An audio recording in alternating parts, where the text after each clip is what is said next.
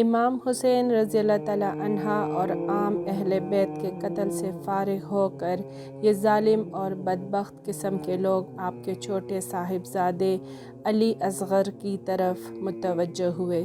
شمر نے ان کو بھی قتل کرنا چاہا مگر حمید بن مسلم نے کہا سبحان اللہ، تم بچے کو قتل کرتے ہو حالانکہ وہ بیمار بھی ہے۔ شمر نے چھوڑ دیا۔ عمرو بن سعد آگے بڑھا اور اس نے کہا ان عورتوں کے خیمے کے پاس کوئی نہ جائے اور اس بیمار بچے کے در پہ کوئی نہ ہو۔ ابن زیاد شقی کی طرف سے عمرو بن سعد کو حکم تھا کہ قتل کے بعد امام حسین رضی اللہ تعالیٰ عنہ کی لاش کو گھوڑوں کے ٹاپوں سے روندا جائے۔ اب اس کا وقت آیا۔ اس نے پکار کر کہا اس کام کے لیے کون تیار ہے؟ 10 آدمی تیار ہوئے اور گھوڑے دوڑا کر جسم مبارک کو روندا گیا۔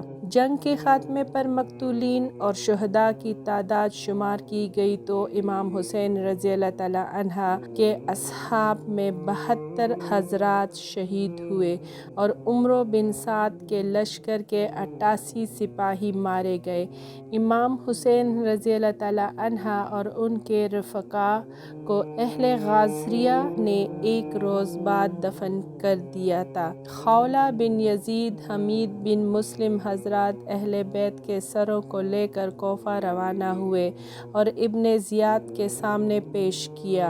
ابن زیاد نے لوگوں کو جمع کر کے سب سروں کے سامنے رکھا اور ایک چھڑی سے امام حسین رضی اللہ تعالیٰ عنہ کے دہن مبارک کو چھونے لگا۔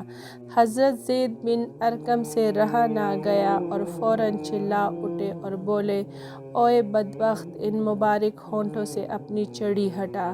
قسم ہے اس ذات کی جس کے سوا کوئی معبود نہیں، میں نے رسول اللہ صلی اللہ علیہ وآلہ وسلم کو ان ہونٹوں کا بوسہ لیتے دیکھا ہے۔ یہ کہہ کر زار و قطار رونے لگا۔ ابن زیاد نے کہا کہ اگر تم سن رسیدہ بوڑھے نہ ہوتے تو میں تمہاری گردن بھی اڑا دیتا۔ حضرت زید بن ارقم رضی اللہ تعالیٰ عنہ یہ کہتے ہوئے مجلس سے اٹھ کر باہر آ گئے، اے عرب کی قوم، آج کے بعد تم غلام ہو، کیونکہ آج تم نے سید النساء حضرت فاطمۃ الزہرا رضی اللہ تعالیٰ عنہا کے لخت جگر کو قتل کر دیا ہے اور مرجانہ کے بیٹے ابن زیاد کو اپنا امیر بنا لیا ہے۔ وہ تمہارے اچھے لوگوں کو قتل کرے گا اور شریر لوگوں کو اپنا غلام بنائے گا۔ تمہیں کیا ہوا کہ تم اس ذلت پر راضی ہو گئے؟ عمرو بن سعد 2 روز کے بعد بقیہ اہل بیت امام حسین رضی اللہ تعالیٰ عنہ کی بیٹیوں، بہنوں اور بچوں کو ساتھ لے کر کوفہ کے لیے نکلا ہی تھا کہ انہیں امام حسین رضی اللہ تعالیٰ عنہ اور ان کے اصحاب کی لاشیں پڑی ہوئی نظر آئیں۔ عورتوں اور بچوں نے جب یہ منظر دیکھا تو گہرام مچ گیا، گویا آسمان اور زمین رونے لگ گئے۔ عمرو بن سعد نے جب اہل بیت کو ابن زیاد کے سامنے پیش کیا تو اس وقت امام حسین رضی اللہ تعالیٰ عنہ کی ہمشیرہ حضرت زینب رضی اللہ تعالیٰ عنہ بہت میلے اور خراب کپڑے پہن رکھے تھے۔ ان کی باندیاں ان کے گرد تھی اور وہ ایک طرف جا کر خاموش ہو کر بیٹھ گئی۔ ابن زیاد نے پوچھا یہ ایک طرف جا کر علیحدہ بیٹھنے والی کون ہے؟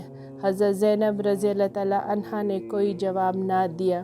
ابن زیاد نے 3 مرتبہ اسی طرح دریافت کیا مگر زینب رضی اللہ تعالیٰ عنہ اسی طرح خاموش رہی۔ جب کسی باندی نے کہا کہ یہ زینب بنت فاطمہ ہے تو ابن زیاد بولا شکر ہے اللہ کا جس نے تمہیں رسوا کیا اور قتل کیا اور تمہاری بات کو جھوٹا کیا۔ اس پر حضرت زینب رضی اللہ تعالیٰ عنہ کڑکدار لہجے میں بولی شکر ہے اس اللہ کا جس نے ہمیں محمد مصطفیٰ کے نسب سے شرف بخشا اور قرآن مجید میں ہمارے پاک ہونے کو بیان کیا۔ رسوا وہ ہوتا ہے جو اللہ تعالیٰ کی نافرمانی کرے۔ یہ سن کر ابن زیاد غصہ سے بھڑک اٹھا اور کہنے لگا اللہ تعالیٰ نے مجھے تمہارے غیظ سے شفا دی اور تمہارے سرکش کو ہلاک کیا۔ حضرت زینب رضی اللہ تعالیٰ عنہ کا دل بھر آیا۔ وہ اپنی تئی سنبھال نہ سکی، اس لیے بے اختیار رونے لگی اور فرمانے لگی، اگر یہی تیری شفا ہے تو اسی کو اپنی شفا سمجھ رکھ۔ اس کے بعد ابن زیاد علی اصغر کی طرف متوجہ ہوا اور آپ کا نام پوچھا۔ علی اصغر نے بتایا، میرا نام علی ہے۔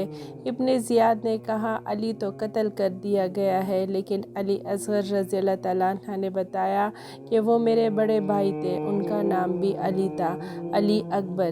ابن زیاد نے جب علی اصغر کو بھی قتل کرنے کا ارادہ کیا تو علی اصغر نے کہا، میرے بعد ان عورتوں کا کفیل کون ہوگا؟ ادھر حضرت زینب رضی اللہ تعالیٰ عنہ جو ان کی پھوپھی تھی، ان کو لپٹ کر رونے لگی۔ ابن زیاد، کیا ابھی تک ہمارے خون سے تیری پیاس نہیں بجھی؟ میں تجھے اللہ کی قسم دیتی ہوں کہ اگر تو ان کو قتل کرنا چاہتا ہے تو پھر ان کے ساتھ ہم سب کو بھی قتل کر دے۔ علی اصغر رضی اللہ تعالیٰ عنہ نے کہا، اے ابن زیاد، اگر تیری اور ان عورتوں کے درمیان کوئی قرابت ہے تو ان کے ساتھ کسی متقی، پرہیزگار اور صالح مسلمان شخص کو بھیجنا جو اسلامی تعلیمات کے مطابق ان کی رفاقت کرے۔ یہ سن کر ابن زیاد نے کہا، اچھا، اس لڑکے کو چھوڑ دو کہ خود ان عورتوں کے ساتھ جائے۔ اس کے بعد ابن زیاد نے جامع مسجد میں شہر والوں کو جمع کیا، نماز پڑھائی، اس کے بعد ایک خطبہ دیا جس میں کہا کہ تعریف اس اللہ کے لیے کہ جس نے حق کو ظاہر کیا، حق والوں کو فتح یاب کیا، امیر المومنین یزید بن معاویہ اور ان کی جماعت کو غالب کیا، اور کذاب حسین بن علی اور ان کے ساتھیوں کو ہلاک کر ڈالا۔ اس وقت مجمع میں مشہور صحابی حضرت عبداللہ بن عفیف ازدی رضی اللہ تعالیٰ عنہ بھی موجود تھے، جو جنگ جمل و صفین میں حضرت علی مرتضیٰ رضی اللہ تعالیٰ عنہ کی طرف سے شریک ہو کر اپنی دونوں آنکھیں کھو چکے تھے۔ ہمہ وقت مسجد میں پڑے رہتے، اٹھ کھڑے ہوئے اور چلا کر کہا، اللہ کی قسم، اے ابن زیاد، کذاب ابن زیاد تو ہے، نہ کہ حسین بن علی۔ تم لوگ انبیاء علیہ السلام کی اولاد کو قتل کرتے ہو اور صدیقین کی سی باتیں کرتے ہو۔ ابن زیاد نے ان کو گرفتار کرنا چاہا، لیکن ان کے قبیلے کے لوگ چھڑانے کے لیے کھڑے ہو گئے، اس لیے ان کو چھوڑ دیا گیا۔ ابن زیاد کی شقاوت نے اسی پر بس نہیں کیا، بلکہ حکم دیا کہ امام حسین رضی اللہ تعالیٰ عنہ کے سر کو ایک لکڑی پر رکھ کر کوفہ کے بازاروں اور گلی کوچوں میں سرعام گھمایا جائے تاکہ سب لوگ دیکھ سکیں۔ چنانچہ یہ سب کچھ بھی ہوا، اور پھر اس کے بعد ابن زیاد نے امام حسین رضی اللہ تعالیٰ عنہ اور آپ کے دیگر اصحاب کے سروں کو یزید کے پاس ملک شام بھیج دیا، اور ان کے ساتھ اہل بیت کی عورتوں اور بچوں کو بھی قیدی بنا کر روانہ کر دیا۔ جب یہ لوگ ملک شام پہنچے تو انعام کے شوق میں حر بن قیس، جو ان کو لے کر گیا تھا، فوراً یزید کے پاس پہنچا۔ یزید نے پوچھا، کیا خبر ہے؟ حر بن قیس نے میدان کربلا کے معرکے کی ساری تفصیل بتائی، اور آخر میں کہنے لگا، امیر المومنین کو بشارت ہو کہ مکمل فتح حاصل ہوئی ہے۔ اہل بیت سارے کے سارے مارے گئے اور ان کی ساری عورتیں اور بچے قیدی بن کر حاضر ہیں۔ یزید نے جب یہ سنا تو اس کی آنکھوں سے آنسو بہنے لگے، اور وہ حر بن قیس سے کہنے لگا، میں فقط تم سے اتنی ہی اطاعت چاہتا تھا کہ اہل بیت کو قتل کیے بغیر صرف گرفتار کر لیتے۔ اللہ تعالیٰ ابن زیاد پر لعنت کرے کہ اس نے ان عورتوں اور بچوں کے مردوں کو قتل کروا دیا۔ اللہ کی قسم، اگر میں وہاں ہوتا تو انہیں معاف کر دیتا۔ اللہ تعالیٰ امام حسین رضی اللہ تعالیٰ عنہ پر رحم فرمائے۔ یہ کہا اور حر بن قیس کو کوئی انعام نہیں دیا۔ امام حسین رضی اللہ تعالیٰ عنہ کا سر مبارک جب یزید کے سامنے رکھا گیا تو اس وقت ان کے بھی ہاتھ میں ایک چھڑی تھی، اور وہ اسے امام حسین رضی اللہ تعالیٰ عنہ کی موتیوں جیسے دانتوں پر لگا کر حسین بن حمام کے اشعار پڑھ رہا تھا، جس کا ترجمہ یہ ہے، جب ہماری قوم نے ہمارے ساتھ انصاف نہ کیا تو پھر ہماری خون چکا تلواروں نے خود ہی انصاف کیا، جنہوں نے ایسے مردوں کے سر پاڑ دیے جو ہم پر سخت تھے اور تعلقات قطع کرنے والے ظالم تھے۔ اتفاقاً وہاں حضرت ابو زردہ سلیم بھی موجود تھے۔ انہوں نے جب یہ دیکھا تو فرمانے لگے، اے یزید، تو اپنی چڑی امام حسین رضی اللہ تعالیٰ عنہ کے دانتوں پر لگاتا ہے، حالانکہ میں نے رسول اللہ کو ان ہونٹوں کا بوسہ لیتے ہوئے دیکھا ہے۔ اے یزید، قیامت کے دن جب تو آئے گا تو تیری شفاعت ابن زیاد ہی کرے گا، اور امام حسین رضی اللہ تعالیٰ عنہ آئیں گے تو ان کی شفاعت نبی اکرم صلی اللہ علیہ وآلہ وسلم کریں گے۔ یہ کہہ کر حضرت ابو برزہ اسلمی رضی اللہ تعالیٰ عنہ مجلس سے نکل گئے۔ جب یزید کی بیوی ہند بن عبداللہ نے یہ خبر سنی کہ امام حسین رضی اللہ تعالیٰ عنہ شہید کر دیے گئے اور ان کا سر یزید کے دربار میں لایا گیا ہے، تو وہ کپڑا اوڑھ کر باہر نکل آئی اور کہنے لگی، اے امیر المومنین، کیا رسول اللہ صلی اللہ علیہ وآلہ وسلم کے لخت جگر کے ساتھ یہ معاملہ کیا گیا ہے؟ اس نے کہا، ہاں، اللہ تعالیٰ ابن زیاد کو ہلاک کرے۔ اس نے قتل کرنے میں بڑی جلد بازی کا مظاہرہ کیا۔ ہند بن عبداللہ یہ سن کر بے اختیار رونے لگی۔ اس کے بعد اہل بیت کی قیدی عورتیں اور بچے یزید کے سامنے لائے گئے اور سر مبارک مجلس میں رکھا ہوا تھا۔ امام حسین رضی اللہ تعالیٰ عنہ کی دونوں شہزادیاں فاطمہ اور سکینہ پنجوں کے بل کھڑے ہو کر اپنے والد کا سر مبارک دیکھنا چاہتی تھی، جبکہ یزید ان کے سامنے کھڑا ہوا تھا کہ وہ یہ سر نہ دیکھ سکے۔ لیکن جب ان کی نظر اپنے والد کے سر مبارک پر پڑی تو وہ بے اختیار رو پڑی، حتیٰ کہ ان کے رونے کی آواز سن کر یزید کے گھر کی عورتیں بھی چلا اٹھیں اور یزید کے محل میں ایک ماتم کا سماں بندھ گیا۔ حضرت فاطمہ بن علی سے مروی ہے کہ جب ہم لوگ یزید کے سامنے پیش کیے گئے تو اس نے ہم پر ترس ظاہر کیا، ہمیں کچھ دینے کا حکم کیا اور ہمارے ساتھ بڑی مہربانی سے پیش آنے لگا۔ اسی اثناء میں ایک سرخ رنگ کا شامی لڑکا کھڑا ہوا اور کہنے لگا، اے امیر المومنین، یہ لڑکی مجھے عنایت کر دیجئے، اور میری طرف اشارہ کیا۔ میں اس وقت کم سن اور خوبصورت تھی، اس لیے خوف سے کانپنے لگی اور میں نے اپنی بہن حضرت زینب کی چادر پکڑ لی۔ وہ مجھ سے بڑی اور زیادہ سمجھدار تھی اور جانتی تھی کہ یہ بات نہیں ہو سکتی، اس لیے انہوں نے نہایت سختی سے چلا کر کہا، تو کمینہ ہے، نہ تجھے اس کا اختیار ہے اور نہ ہی یزید کو اس کا حق ہے۔ حضرت زینب رضی اللہ تعالیٰ عنہ کی اس جرأت پر یزید کو غصہ آ گیا اور وہ برہم ہو کر کہنے لگا، تو جھوٹ بکتی ہے، اللہ کی قسم مجھے یہ اختیار حاصل ہے، اگر میں چاہوں تو ابھی کر سکتا ہوں۔ حضرت زینب رضی اللہ تعالیٰ عنہ نے فرمایا، ہرگز نہیں، اللہ تعالیٰ نے تمہیں یہ حق ہرگز نہیں دیا۔ یہ دوسری بات ہے کہ تم ہماری ملت و مذہب سے نکل جاؤ اور ہمارا دین چھوڑ کر دوسرا دین اختیار کر لو۔ اس پر یزید اور زیادہ برہم ہو کر کہنے لگا، دین سے تیرا باپ اور بھائی دونوں نکل چکے ہیں۔ حضرت زینب رضی اللہ تعالیٰ عنہ نے بلا تامل دو ٹوک جواب دیا، اللہ کے دین سے، میرے باپ کے دین سے، میرے بھائی کے دین سے، میرے نانا کے دین سے تو نے، تیرے باپ نے اور تیرے دادا نے ہدایت پائی ہے۔ یزید چلایا، اے دشمن خدا، تو جھوٹی ہے۔ حضرت زینب رضی اللہ تعالیٰ عنہ بولی، تو زبردستی حاکم بن بیٹھا ہے، ظلم سے گالیاں دیتا ہے اور اپنی قوت سے مخلوق کو دباتا ہے۔ حضرت فاطمہ بن علی کہتی ہے کہ یہ گفتگو سن کر شاید یزید شرمندہ ہو گیا، کیونکہ پھر اس کے بعد مزید وہ کچھ نہ بول سکا، مگر وہ شامی لڑکا پھر کھڑا ہوا اور اس نے پھر وہی بات دہرائی، لیکن اس مرتبہ یزید نے اسے غضبناک آواز میں ڈانٹ پلائی اور کہا، اوئے کم بخت، اللہ تیرا بیڑا غرق کرے، یہاں سے دفع ہو جا۔ اس کے بعد یزید نے اہل بیت کی عورتوں کو اپنی عورتوں کے پاس بھیج دیا۔ یزید کی عورتوں میں سے کوئی عورت ایسی نہ تھی کہ جس نے ان کے پاس آ کر آہ و بکا اور گریہ زاری نہ کی ہو، اور جو زیورات وغیرہ ان سے لے لیے گئے تھے، ان سے کہیں زیادہ زیورات یزید کی عورتوں نے ان کی خدمت میں پیش کیے۔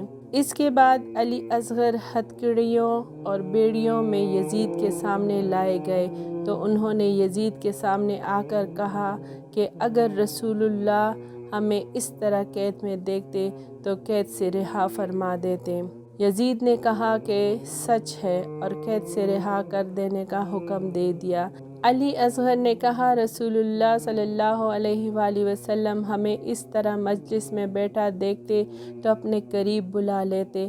یزید نے ان کو اپنے قریب بلا لیا اور کہا اے علی بن حسین، تمہارے والد ہی نے مجھ سے قطع رحمی کی اور میرے حق کو نہ پہچانا اور میری سلطنت کے خلاف بغاوت کی، اس لیے اللہ تعالیٰ نے یہ معاملہ کیا جو تم نے دیکھا۔ علی اصغر نے قرآن مجید کی یہ آیت پڑھی جس کا ترجمہ ہے جو کوئی مصیبت بھی تمہیں پہنچتی ہے زمین میں یا تمہاری جانوں پر سو وہ کتاب تقدیر میں لکھی ہوئی ہے زمین کے پیدا کرنے سے قبل، اور یہ کام اللہ تعالیٰ کے لیے آسان ہے۔ اس لیے بیان کیا گیا ہے کہ جو چیز تم سے فوت ہو جائے اس پر زیادہ غم نہ کرو اور جو چیز مل جائے اس پر زیادہ خوش نہ ہو۔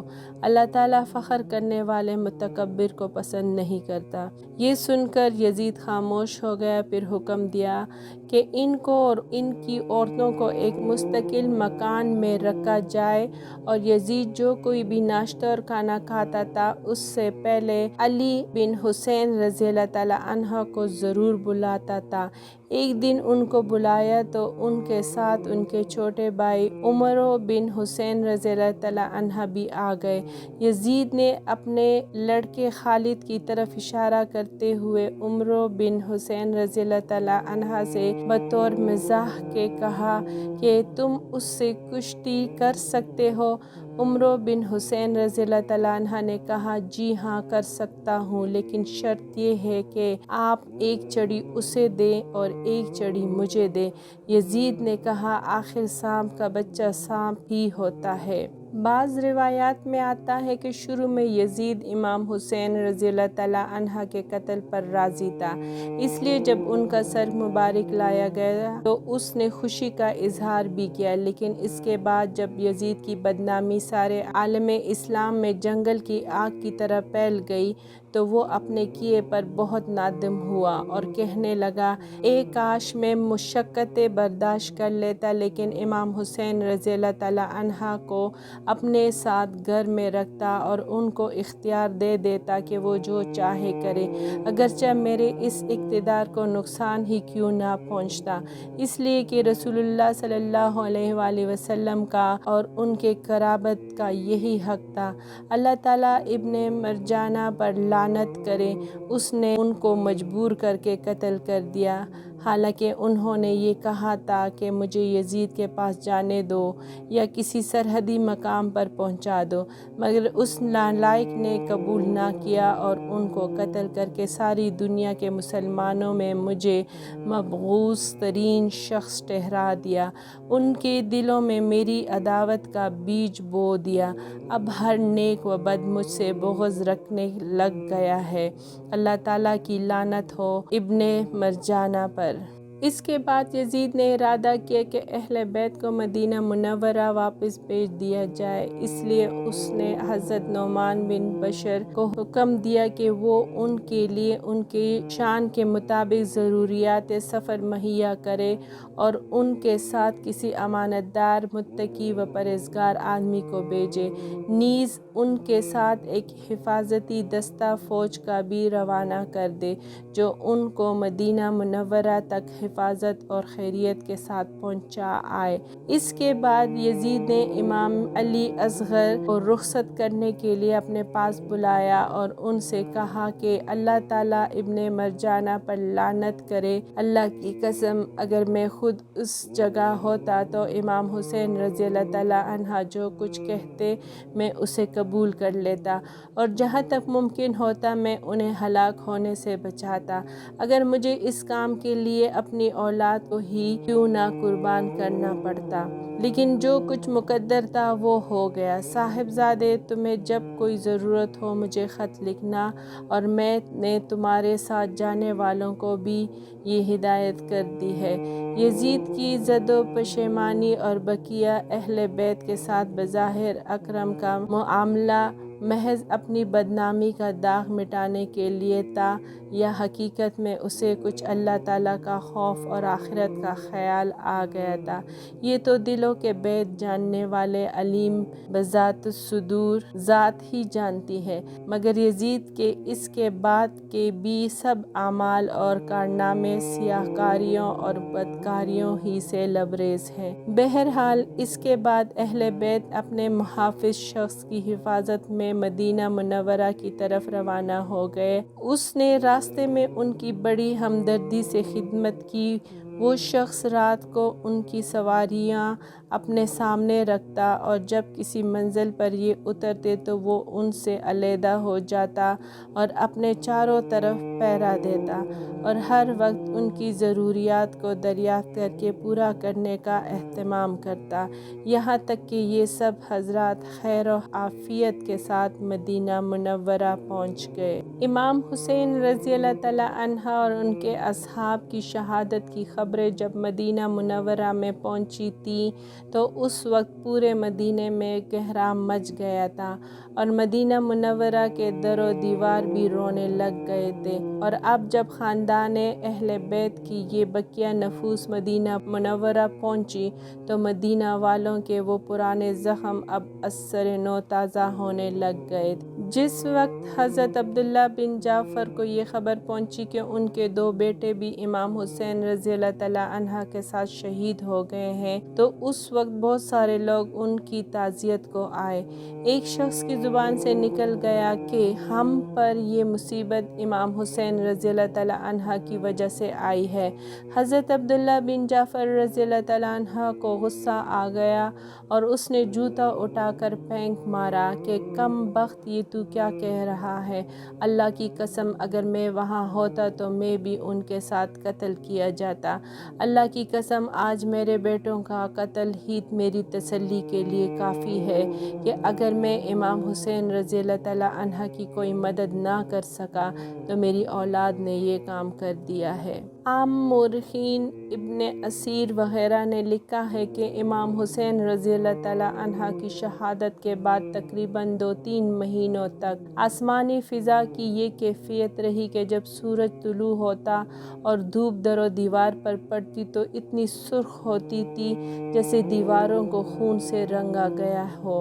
امام ظہری رحمۃ اللہ علیہ فرماتے ہیں کہ جو لوگ قتل حسین رضی اللہ تعالیٰ عنہ میں شریک تھے ان میں سے ایک بھی ایسا نہ تھا جسے آخرت سے پہلے دنیا ہی میں اس کی سزا نہ ملی ہو۔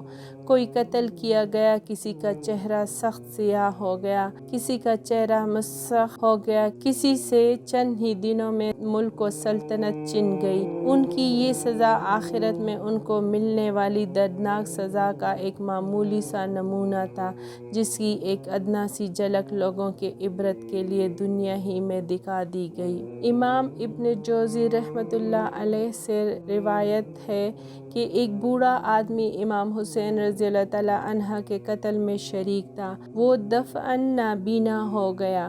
لوگوں نے اس سے اس طرح اچانک نابینا ہونے کی وجہ پوچھی تو اس نے کہا کہ میں نے رسول اللہ صلی اللہ علیہ وآلہ وسلم کو خواب میں دیکھا کہ آستین مبارک چڑھائے ہوئے ہیں، ہاتھ میں تلوار ہے اور آپ کے سامنے چمڑے کا وہ فرش ہے جس پر کسی کو قتل کیا جاتا ہے اور اس پر قاتلان حسین رضی اللہ تعالیٰ عنہ میں سے 10 آدمیوں کی لاشیں ذبح کی ہوئی پڑی ہے۔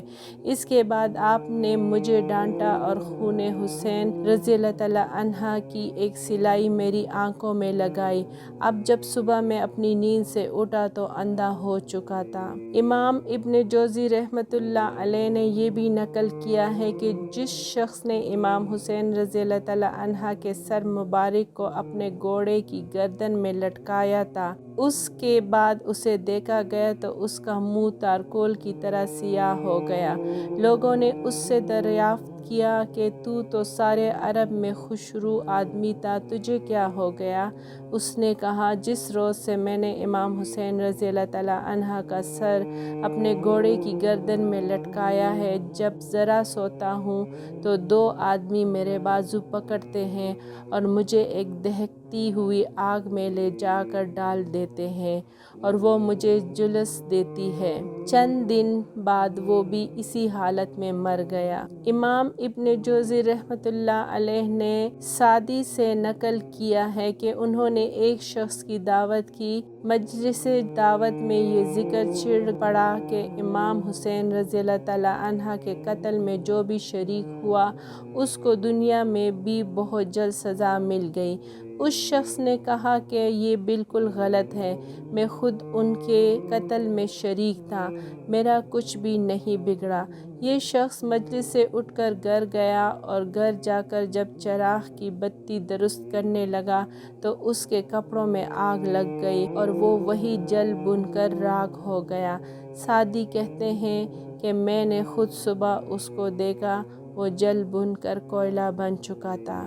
جس شخص نے امام حسین رضی اللہ تعالیٰ عنہ کے تیر مارا تھا اور پانی نہیں پینے دیا تھا، اس پر اللہ تعالیٰ نے پیاس کا ایسا عذاب مسلط کیا کہ اس کی پیاس کسی بھی طرح بجھتی نہ تھی۔ پانی کتنا ہی پی لیتا لیکن پھر بھی پیاس سے تڑپتا رہتا، یہاں تک کہ اس کا پیٹ پھٹ گیا اور وہ مر گیا۔ شہادت امام حسین رضی اللہ تعالیٰ عنہ کے بعد یزید کو ایک دن بھی سکھ چین کا نصیب نہ ہوا۔ ادھر دوسری طرف تمام اسلامی ممالک میں شہدائے اہل بیت کے خون نے شدید مطالبہ پکڑا اور بغاوتیں ہونا شروع ہو گئی۔ شہادت امام حسین رضی اللہ تعالیٰ عنہ کے بعد یزید کی زندگی تقریباً 2 سال 8 ماہ اور ایک روایت کے مطابق 3 سال اور 8 ماہ رہی۔ دنیا ہی میں اللہ تعالیٰ نے اس کو ذلیل و خوار کیا اور اسی ذلت و خواری کی حالت میں وہ ہلاک ہو گیا۔ الغرض قاتلان حسین رضی اللہ تعالیٰ عنہ پر طرح طرح کی آفات ارضی و سماعی کا ایک سلسلہ تو تھا ہی، لیکن واقعہ شہادت سے 5 ہی سال بعد 66 ہجری میں جب مختار نے قاتلان حسین رضی اللہ تعالیٰ عنہ سے قصاص لینے کا ارادہ ظاہر کیا تو عام مسلمان اس کے ساتھ ہو گئے اور تھوڑے ہی عرصہ میں اس کو یہ تقویت ہو گئی کہ کوفہ اور عراق پر اس کا تسلط ہو گیا۔ اس نے اعلان عام کر دیا کہ قاتلان حسین رضی اللہ تعالیٰ عنہ کے سوا سب کو امن دیا جاتا ہے اور قاتلان حسین رضی اللہ تعالیٰ عنہ کی تفتیش و تلاش پر اس نے اپنی ساری قوت خرچ کر دی اور ایک ایک کو گرفتار کر کے سب کو قتل کر دیا، حتیٰ کہ ایک روز میں 248 آدمی اس جرم میں قتل کیے گئے کہ وہ قتل حسین رضی اللہ تعالیٰ عنہ میں شریک تھے۔ اس کے بعد خاص لوگوں کی تلاش اور گرفتاری شروع ہوئی۔ عمرو بن حجاج زبیدی پیاس اور گرمی میں بھاگا، پیاس کی وجہ سے بے ہوش ہو کر گر پڑا اور اسی حالت میں ذبح کر دیا گیا۔ شمر ذی جوشن جو امام حسین رضی اللہ تعالیٰ عنہ کے بارے میں سب سے زیادہ شکی اور بدبخت تھا، اس کو قتل کر کے اس کی لاش کتوں کے آگے ڈالی گئی۔ عبداللہ بن اسید جہنی، مالک بن بشیر بدی اور حمل بن مالک، ان تینوں کا محاصرہ کر لیا گیا۔ انہوں نے رحم کی اپیل کی۔ مختار نے کہا، ظالمو، تم نے جگر گوشہ رسول پر رحم نہ کایا، تم پر کیسے رحم کایا جائے؟ چنانچہ سب کو قتل کر دیا گیا۔ مالک بن بشیر، جس نے امام حسین رضی اللہ تعالیٰ عنہ کی کلہا مبارک اٹھا رکھی تھی، اس کے دونوں ہاتھ اور دونوں پاؤں کاٹ کر اسے میدان میں ڈال دیا گیا اور وہ وہیں تڑپ تڑپ کر مر گیا۔ عثمان بن خالد اور بشیر بن شمیت، جنہوں نے امام حسین رضی اللہ تعالیٰ عنہ کے چچا زاد بھائی حضرت مسلم بن عقیل کے قتل میں یزیدی فوج کی مدد کی تھی، ان کو قتل کر کے آگ میں جلا دیا گیا۔ उमर बिन साद जो इमाम हुसैन रज़ियल्लाहु तआला अन्हा के मुकाबले पर लश्कर की कमान कर रहा था, उसको कत्ल करके उसका सर मुख्तार के सामने लाया गया और मुख्तार ने उसके लड़के हफ्स को पहले ही से अपने दरबार में बिठा रखा था। जब ये सर मजलिस में आया तो मुख्तार ने हफ्स से कहा, तू जानता है कि ये किसका सर है? उसने कहा हाँ, और इसके बाद मुझे भी अपनी ज़िंदगी पसंद नहीं। मुख्तार ने हुक्म दिया कि इसका भी सर कलम कर दिया जाए, चुनांचा उसको भी कत्ल कर दिया गया। इसके बाद मुख्तार ने कहा कि उमर बिन साद का कत्ल तो इमाम हुसैन रज़ियल्लाहु तआला अन्हा के कत्ल के बदले में है और हफ्स का कत्ल अली बिन हुसैन रज़ियल्लाहु तआला अन्हा के बदले में है, और हकीकत ये है कि फिर भी बराबरी नहीं हुई। अगर मैं 3/4 कुरैश को भी बदले में कत्ल कर दूँ तब भी इमाम हुसैन रज़ियल्लाहु तआला अन्हा की एक उंगली का भी बदला नहीं हो सकता। हकीम बिन तुफ़ैल जिसने इमाम हुसैन रज़ियल्लाहु तआला अन्हा के तीर मारा था, उसका बदन तीरों से चलनी कर दिया गया, यहाँ तक कि वो भी तड़प तड़प कर हलाक हो गया। ज़ैद बिन रफ़ात कि जिसने इमाम हुसैन रज़ियल्लाहु तआला अन्हा के भतीजे और मुस्लिम बिन अकील के साहिबजादे को तीर मारा, उसने हाथ से अपनी पेशानी छुपाई, तीर पेशानी पर जा लगा और हाथ पेशानी के साथ बंध गया। इसको गिरफ्तार करके अव्वल इस पर तीर और पत्थर बरसाए गए, फिर इसको जिंदा आग में जला दिया गया। सनान बिन अनस कि जिसने इमाम हुसैन रज़ियल्लाहु तआला अन्हा का सर मुबारक तन से जुदा किया था, कोफा भाग गया, उसका घर मुनहदिम कर दिया गया। अब्दुल मलिक बिन उमैर कोफ़ी का बयान है कि जिस वक्त हज़रत मौसब बिन ज़ुबैर का सर लाकर अब्दुल मलिक बिन मरवान के सामने रखा गया तो उस वक्त मैं अब्दुल मलिक के पास कोफ़ा के मशहूर महल दारुल अमारा में मौजूद था। अब्दुल मलिक ने मुझे लर्ज़ा अंदाम देखकर कहा, तुझे क्या हुआ? मैंने कहा, ए अमीरुल मोमिनीन, अल्लाह ताला आपकी हिफाजत करे।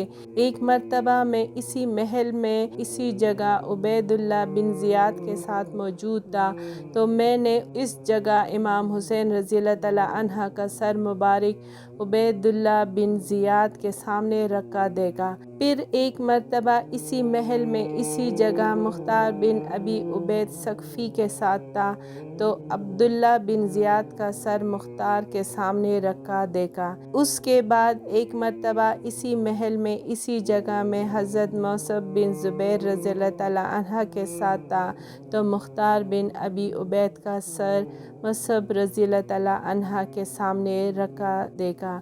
अब की बार मौसब बिन ज़ुबैर का सर आपके सामने रखा हुआ देख रहा हूँ। अब्दुल मलिक का बयान है कि ये सुनते ही अब्दुल मलिक बिन मरवान उस जगह से उठ खड़ा हुआ और जिस मेहराब में हम बैठे हुए थे उसको ढा देने का हुक्म नाफिज कर दिया। चुनांचा उसके बाद उस घर को गिरा दिया गया।